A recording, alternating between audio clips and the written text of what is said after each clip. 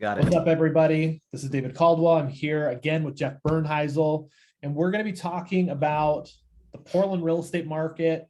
We're going to talk about what we think is going on in April, we think is going to happen moving forward with these changes in interest rates. And we're going to do a little reflection on the first quarter of the year, and specifically really looking at like March 2022 data, and then, kind of all things moving forward. So welcome back, Jeff. I know you love being on these videos. Yeah, thanks for having me, as always. So let's start with new listings, right? So new listings, we talk about all the time how we don't really have a huge listing shortage in Portland, but we had a big bump, right? November, December, January, February are our lowest months for new listings. I actually made a video on Instagram where I guess 3,500 listings were going to come to the market. Just an easy round number. 3,521 came to the market. Made me feel super smart. You're like, yes. But that's happened, I think, in like 8 of the last 10 years, right? Like we've had around 3,500 listings. Now, what's interesting is that if you go to your Instagram or my Instagram page, you'll see kind of a chart of new listings year to date. We are actually at a 5-year low for new listings year to date. We've had 8,519. Last year, we had 8,630. The high being 2019, where we had 9,044. So we've averaged, probably if we look at these numbers, maybe around 8,700 listings. So we're off from normal, but not hugely. Yeah. And I know I was looking at January, February, and then in March and January, we were, even lower than last January. And then February, the same by about the same. And I was like, is it going to be worse than it was last year? Cause like, God, last year sucked. And then all of a sudden March, it rocketed back up right about where it always has been. So I think next month, like you said, going into next month, what I think is it's going to probably be a little bit higher even. Yeah. From between March and October, historically, we see like 3,500 to over 4,000 listings, right? Like 4,200, 4,300. We're going to see a lot of listings. And, we'll talk about pace in a little bit, months of inventory, but I think it stands to reason with interest rates increasing, which we'll talk about, pace is likely to slow down, which might even create some carryover of listings, which, will raise inventory or standing inventory. But yeah, we're getting to that place where if you're a home buyer looking to buy a home in Portland, there's more options. And you said it when we got on the call, you just put someone in contract today. We helped a lot of buyers in the last 30 days get into contract, almost an overwhelming amount. So, it's been a good time. One of our agents got her first sale today. She just texted her. She got her first pending sale for buyers. Super excited for her. Nice. So going to pendings, right? What's interesting about pending sales is we're not quite the lowest we've ever had for pending sales, which we're going to have lower pendings if we have lower sales. But pending sales decreased from the same time last year by 9%. In March, we had 3,045. Last March, we had 3,346, which feels interesting, right? Because March really felt like we had that frantic pace. But March was the beginning of this swell of higher interest rates, right? Let's just breeze through pending and close real quick. Closed sales increased 5% from the year before. Who cares about closed, right? If pendings are high, closed are high.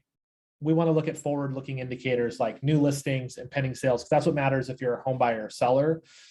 That is what really matters. Interestingly enough, months of inventory decreased in March. Pending sales were down, but the market sold faster. Yeah, Why do you think that? Why do you think that happens? The speed of things and I guess we're going back to the fear of missing out, and interest rates pop up a little bit and everybody's like, oh my God, I was thinking about it, now I better do it. Yeah. I've had both though. I've had people that are like, oh, I better get on this before it goes up again because my payment's going to go up and I'm losing buying power.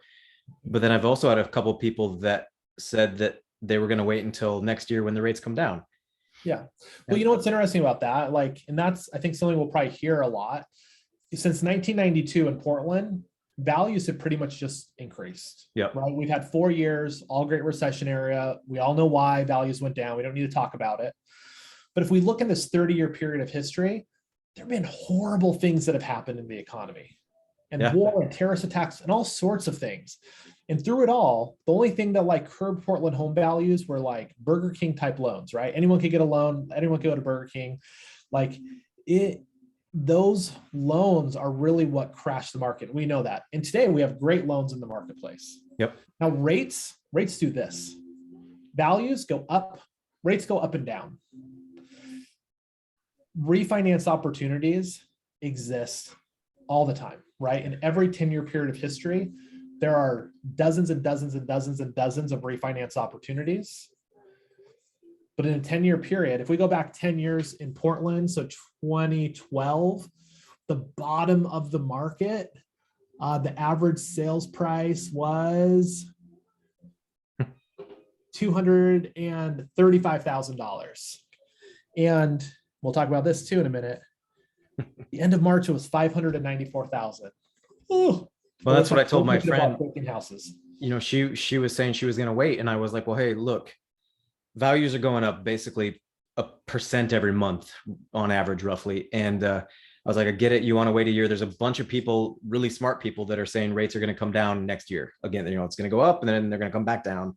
Mm-hmm. Maybe. We don't know. Nobody has a crystal ball. So I was like, hey, look, I get wanting to wait, but what you're going to miss out on is, you know, on a $500,000 home that she's looking at, roughly $70,000, $75,000 in earned equity. Not that you're going to be losing that per se, because you don't, you know, if she doesn't have it, she doesn't have it. But I'm like, if you wait, you're not going to get that. And then a year from now, if the rates do drop, you can refinance. Then you've got the best of both worlds and you're good to go no matter what. Yeah. The 12-month rate of appreciation right now is 10%. So let's say this really slows the market down. The market appreciates by 5%. Yeah. Still $30,000 in equity. Yeah. So let's look at the average sales price. In the last 12 months, the average sales price has increased by 10.4% from 538 to 594. Now, we've been talking about this. The 12-month rate of appreciation peaked last June at 20%. From February to March, the 12-month rate of appreciation was relatively flat. I think it was like 10.7 in February. But we have had almost a year of declining 12-month rate of appreciation. So maybe that could be people thinking like values are going to decline, right? Like the rate of appreciation has been declining, but it's still going up. It's just going up at a slower pace, right? That is the market hitting some resistance. But we don't have to sell all the homes in Portland for values to increase, right? Last year, there was almost 5,000 homes that didn't sell, and values went up by almost 17% or almost 16%. Yep. So what do you think a buyer, like we talked about a little bit, the cost of waiting with interest rates increasing from, you know, the 4s to the 5s. Let's focus on buyers for a minute. What do buyers need to know about entering this market or the cost of waiting? Let's go over that again real quick. Well, I saw it was WFG that put out a little kind of a postcard type thing for us, and it basically showed payments for the last 5 years and then what they are now at certain rates. And so for the last 5 years, rates have been really good. And then it basically was a 2% jump from like 6 months ago till today. Well, that 2% jump on the average price home here in Portland, I think it was like $500 and some dollars. And that's the biggest question that everybody has, is they're like, hey, if rates have gone up, what is that going to do to me? How does that going to affect me? They don't necessarily care about, I think you've actually said it. It's like when we go buy a car, it's like, I don't give a crap how much I'm going to pay for this loan over 30 years. Like, cause I know I'm not going to keep it. Right. I want to know what my payment's going to be every month. And as long as I can afford that bundle of payment and taxes and insurance and all of that, then it's like, I really don't care. And so they want to know what this rate is going to do to that. Yeah. And I think that's just where we need to educate a lot of people and doing stuff like this. My friend was actually scared. She was just like, you know, this is super stressful. And she's like, my family is a home builder. And like, I know the industry, but I've never done this before. And it's stressful.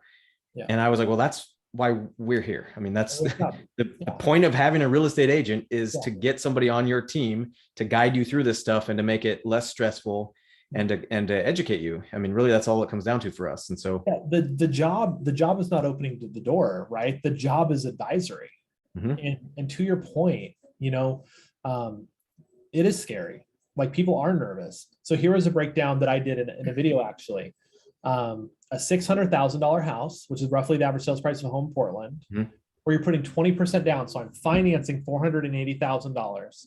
The difference between a 4% interest rate and a 5% interest rate is $3,421 per year. So almost $300 a month. $300 is like a nice hotel. It's a really nice date. Yep. $3,600, that's a trip, right? Like, that's a weekend trip to a lot of places, right? On an airplane with $600 flights, right? It's significant, right? And it's likely that will slow the pace of the market down because affordability slows pace. But there's lots of marketplaces along the West Coast that are super unaffordable that continue to have appreciation. And in fact, the Portland market, we're the least expensive major West Coast city. Yeah.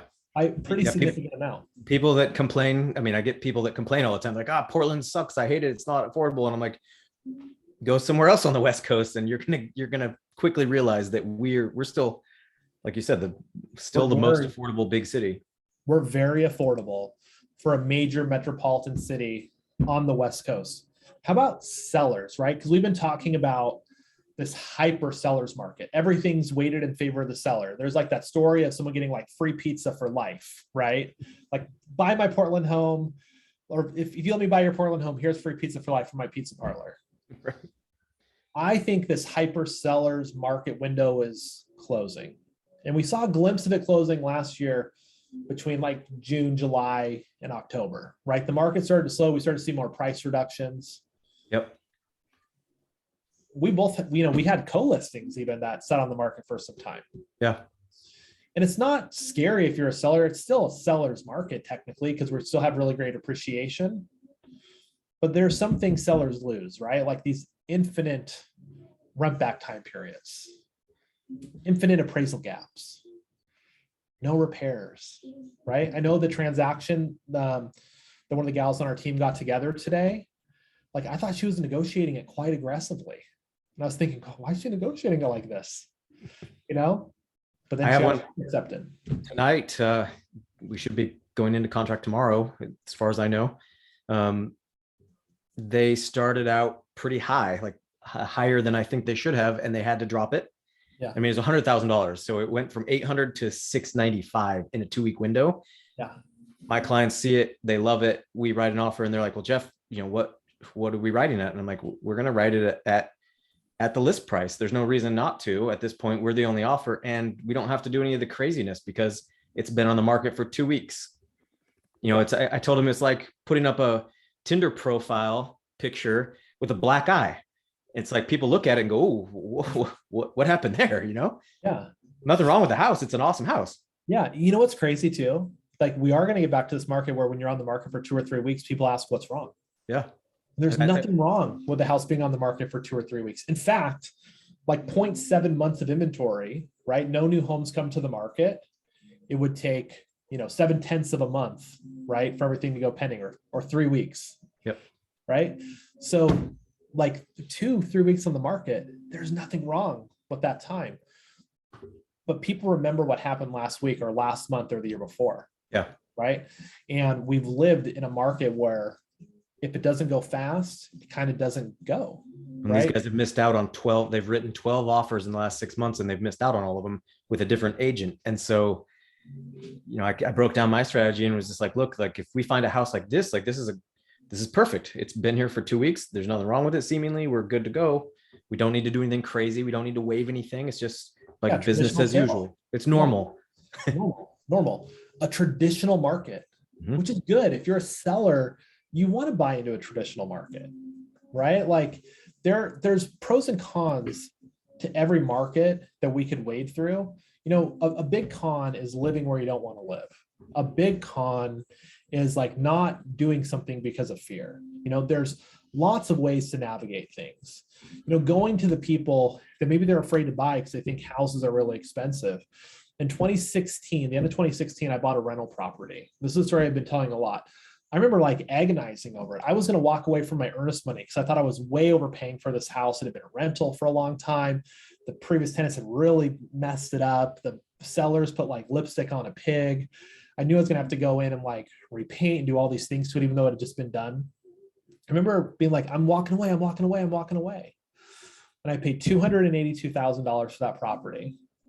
And today, I think I could sell it in a minute for $500K. Yeah. 5 years, right? And I'm in real estate. And at that time, I'd been in real estate for a decade and I was still stressed out, right? And I had to have the people in my office like basically talk me in to the purchase, because this is a really emotionally complex transaction. Because like, how often are you buying something that costs $300,000, $400,000, $500,000, $600,000, $700,000, $1 million? Right. Not very often, right? We're helping people make these decisions every day, though, right? Getting back to your question about the sellers, I think we're starting to feel like before, several months ago, sellers were like, "Oh, I don't maybe necessarily want to sell right now because it's so hard to buy. I don't know what I'm going to do or how that's going to look," or that there was that complexity around that. Tip that first domino and they all fall down, and you better hope you have a place to go, right? So now I think people are kind of loosening up a little bit, and they're like, all right, this is like there's a light at the end of the tunnel, kind of.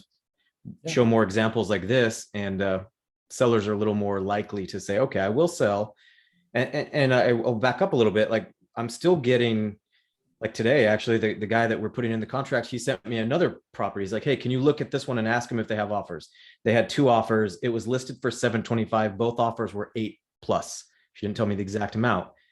So we're still seeing that crazy, inflated offers and some of the craziness in that. But because it's like your buyer that lost out on 12 properties. Yeah. The leftover buyers that have been losing. What do I need to do? Yeah, they're operating like they had to operate 2 months ago. Mm-hmm. But 3 months from now, are we going to have to operate like that? And I think on certain properties you will, right? Yeah. Like certain properties are priced for multiple offers. They're way undervalued. What's a property really worth, right? But we have seen the volume of offers decline. Mm-hmm. We've seen the volume of showing. I mean, do you remember a couple, like last year, 3 times we tried to schedule something and you couldn't schedule a property? Right. I feel like now, like, it's pretty simple to schedule things again, right? Like the volume of showings, right, seems to be slowing because people are pausing, but we still have super low inventory. We still have super low demand. We have more options coming to the marketplace. If we look from a historical standpoint, 5% interest rates are not bad. Right. Is $3,600 a year going to keep someone from buying their dream house? Probably not. Well, and I was talking to somebody the other day and I was like, this might be a really unpopular opinion, but if $100 or $200 or $300 is going to make or break you from buying, a $600,000 house, you probably should not do that. Agreed. No one should be house poor eating top ramen. Right. Yeah. No one should. I agree with you. I mean, one of the clients that I coach in a luxury market, she seemed pretty concerned about it. Their average sales price is $2.5 million. It was like most buyers that are buying a $2.5 million house, the additional $20,000 a year that they might have to pay sucks. Maybe a little bit insignificant. Yeah. Right. And in Portland, really what we're talking about, the difference between 4% interest rate and 5% interest rates is the difference in like $3,400 to $3,600 a year in payment. If you're putting 20% down, it's not insignificant, but it's not significant enough to crash the housing market. It's not significant enough to crash the market. We could triple inventory, right? January of 2020, we had 2.2 months of inventory. This January, we had 0.8. February of 2020, we had 1.9 months. In February this year, we had 0.8. In March of 2020, we had 1.8 months. We had 0.7. Hey, in April, inventory came out because April, May, June, there's lots of listings. In 2020, inventory increased to 2.4 and 2.3 months. So we could really increase in 2020, we saw over 8% appreciation, just over 8%, right? So we can have a lot more inventory and still see a really healthy market. You can always refinance. It's way harder to buy low again. Mm-hmm. It's way harder to find a great deal.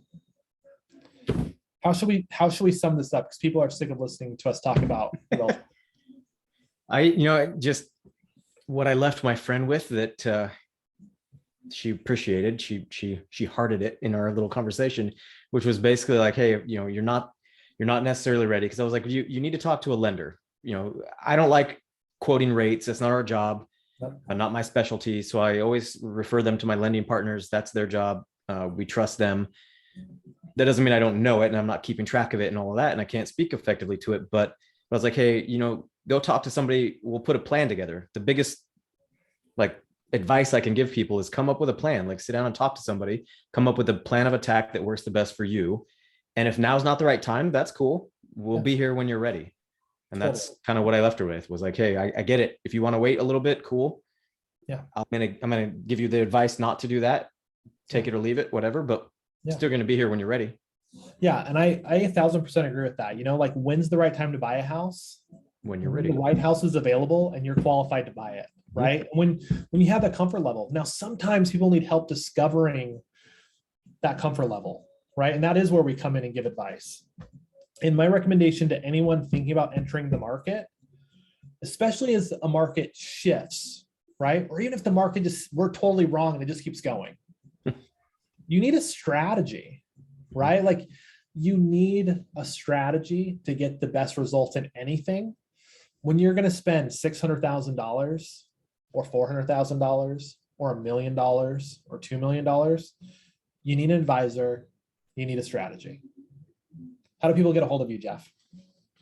Facebook, Instagram, I'm the real Jeff B. 503-780-4596 is my cell number. Jeff at HillshireRealtyGroup.com. Otherwise, I'm David at HillshireRealtyGroup.com. And if you guys have any questions, concerns, you think we suck, tell us in the comments. And if you're still watching, you probably aren't. They might be, though.